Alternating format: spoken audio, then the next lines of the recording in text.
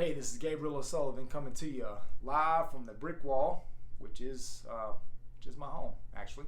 This show is for men who are going through difficulties and challenges of life, who have gone through them or who are going to be going through them, to help us to be there for one another, to overcome those challenges and hard times. Maybe you've experienced some type of loss. Maybe you are in the middle of anxiety or depression. Maybe you're dealing with a situation where, things just have not turned out the way that you thought that they would. Well, this show's for you because we're going to be there for each other and help each other walk through these challenging times. If you hadn't started at the beginning of these shows, I suggest that you go back and watch them from the get-go. You'll understand why I've got this Everlast bag beside me and the dartboard. We haven't really talked about a dartboard yet. I just thought it looked kind of cool. You know, it's kind of like a manly thing, like almost running like a bar. Like dudes like to play darts and guys like to, punch punching bags and stuff. And certainly we've talked about some Rocky references there as well. Great movies. I know some folks maybe haven't seen those. I don't know what generation I'm necessarily talking to on here. If you hadn't, go back and start back in the day with and watch Rocky 1, 2, 3, and 4. We said before, skip Rocky 5, and then you can catch the next ones, and then certainly the Creed series. Those are good. So what we've been talking about here recently is, we talked about some characteristics of God in the past couple episodes.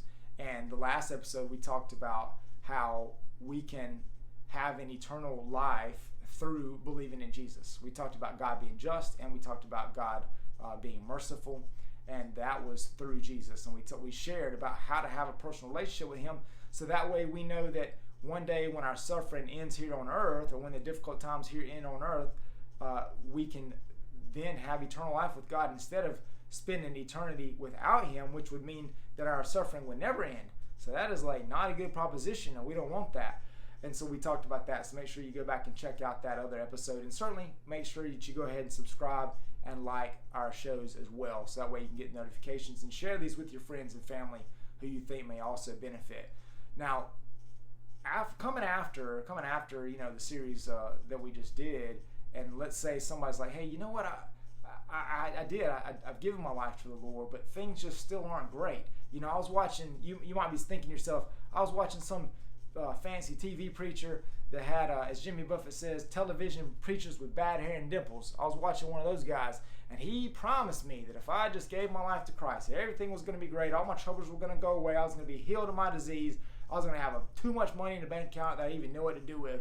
And you're upset and you're disillusioned because that hasn't happened. Or you're thinking, man, why would he even say that when there's Christians that live in different parts of the world, even that live in America, that are suffering tremendously right now? Why would they say that? Well, I don't know. I think they say that because they want to make the gospel sound appealing, so that way you'll like them, or you'll follow them, or you'll donate money to their causes. And certainly that's not what I'm about here. I want you to like this show. I want you to follow this show, but I want to keep it real for you. Jesus said in the Bible very clearly, I think it was John 14:26. I could be mistaken on that. Oftentimes I am. I'll kind of tell a story about that in just a second. But he said, in this world you will have troubles. He says, but take heart, for I have overcome the world. So Jesus tells us plainly, hey, if you follow me, it's not like everything's going to be great for you. You're going to have problems. He was like, but just remember that your life is not dependent on your circumstance. Like, that shouldn't be where our joy comes from, and we shouldn't have hope in our circumstance. We should have hope in Jesus. And so that is the definition right there of like being different. Because if our circumstances are defining our lives and defining who we are, that's kind of where we go back to almost like episode number 1, where we talked about all of the crazy nicknames that we have, that we've been given. Real deal, on the money, etc. If we allow life to define who we are, and if we allow life to not develop us, but kind of give us excuses for the way things are, man, then that's going to be bad news. But if we realize that Jesus is defining who we are, and that we allow Him to walk with us, and that we walk with Him through the difficult times that we're going through, man, that's just a game changer. Because now we've got an advocate that is right there with us, that's helping us through these tough times. It's just like that teammate that you've got beside you that is helping you to run harder when you don't think you can run anymore.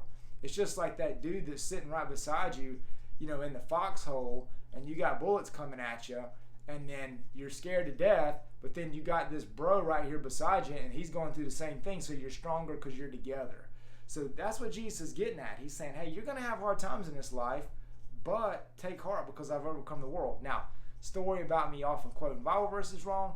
I mentioned it a couple episodes ago. I've written a couple of books, and my first book, which is listed below on the page here, it's called Thy Will Be Done. And man, I reached out to a local bookstore, some people that I know from way back, and I said, hey, I've written this book. Would it be cool if you carried some copies, and could I come over there and do a book signing?